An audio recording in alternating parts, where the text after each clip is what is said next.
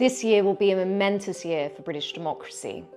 The general election will be the most significant for a generation. 2024, which he says will be an election year. Seismic general election. And with social media algorithms dictating the news we see and the conversations we have, the tactics will be more cutthroat than ever.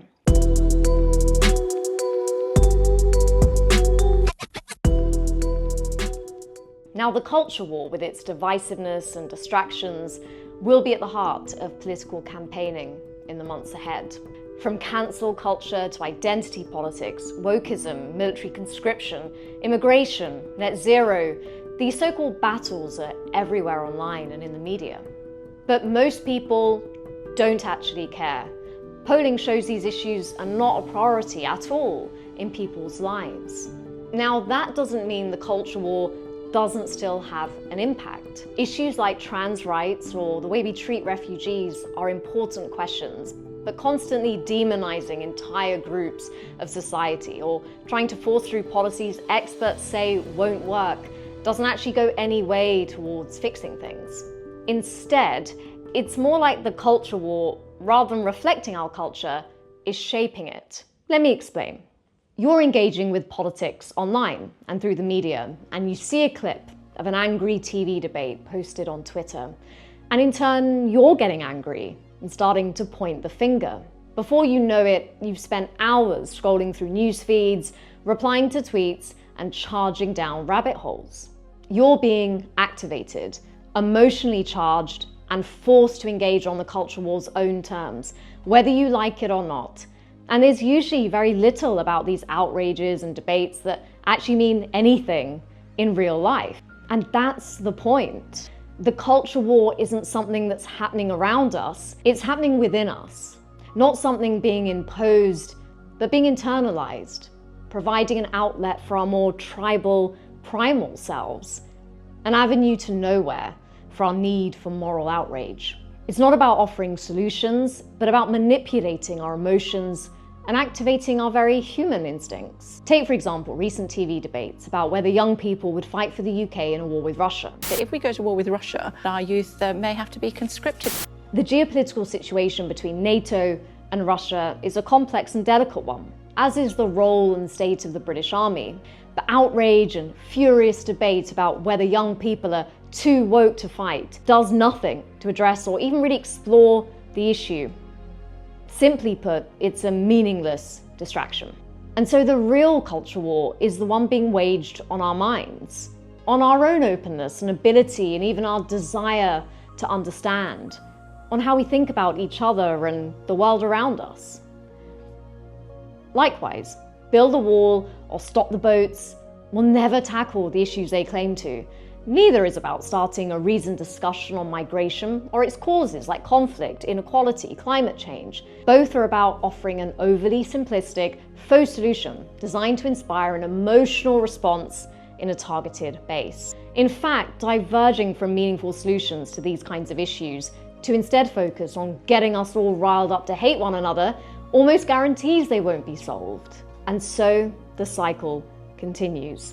Whether the wall gets built or the boats actually stop coming doesn't matter, because these policies have already built barriers in people's heads. They've already constructed the scapegoats to explain why you're losing because someone else is cheating. Politicians use the culture war as a distraction tactic. Illegal migration is simply unfair. The government has lost control of our borders. The danger is that we all become trapped in these black and white battles over definitive and increasingly narrow positions, so outraged that we dig our heels in and become increasingly intolerant of the other side because they're doing the same thing.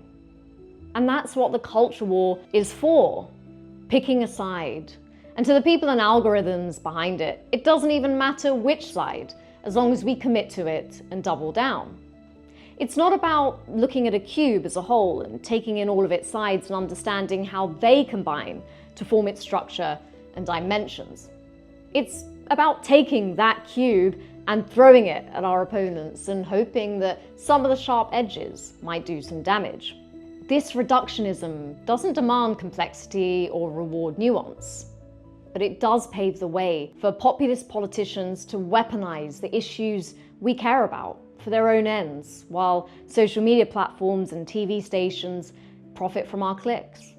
Twitter has deteriorated since its takeover by Musk, but Elon is not the only reason why people feel that platform has become a worse place to interact. In the never-ending world of digital news, we don't know how to speak to each other anymore. In echo chambers or streams of hate, there's an automatic, non-pluralistic way of being that has become entrenched. But in the closed political media circuit, there's currency in warping how we communicate, in creating a reactionary culture in which complexity and genuine analysis sees little daylight. This isn't by accident, it's by design.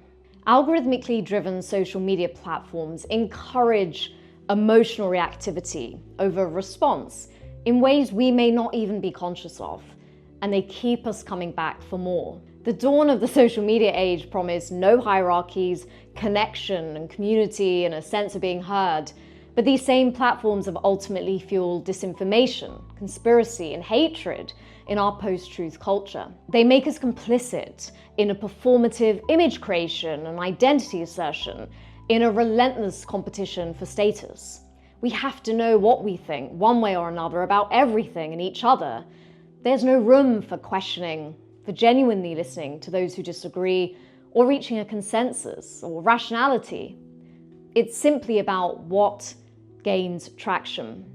And outrage makes us more likely to engage than reason or nuance. The feeling of finding our tribe, of having others validate and fight on behalf of our worldview might feel good, but is all of this doing any good? Here's the difficulty. We might feel like we need to engage in it, to roll up our sleeves and get stuck in to counter the disinformation, the lies, the divisiveness. And how much we care about the issues activating us is often genuine, because the genius of the culture war is that it is based on issues that matter to those of us responding to it. But the level of our engagement isn't always just about the issues. It's also about us, a projection of our own story, narratives, and identities onto something that resonates deeply with us. Is getting embroiled in the culture war really the best outlet for this? From Rishi Sunak's £1,000 bet that a flight to Rwanda will take off before the election, to claims that churches converting asylum seekers to Christianity is a mass problem, the culture war shows no signs of letting up, having quietly increased both election spending and donation reporting limits for political parties. The government is happy to allow even more money to be spent on hyper-targeted online ads, which remain unregulated, and on culture war social media campaigns as we head towards the election. Meanwhile, online harms are still not being sufficiently legislated for, and the government's main strategy appears to be to distract from its failings with slogan-based policies that are not priorities for the public, but quickly come to dominate the media anyway. So, if we can't look to our politics and our media for solutions, because they're a big part of the problem, and if getting sucked into the culture war, even if we believe we're standing up for something good, still only fuels it, what can we do?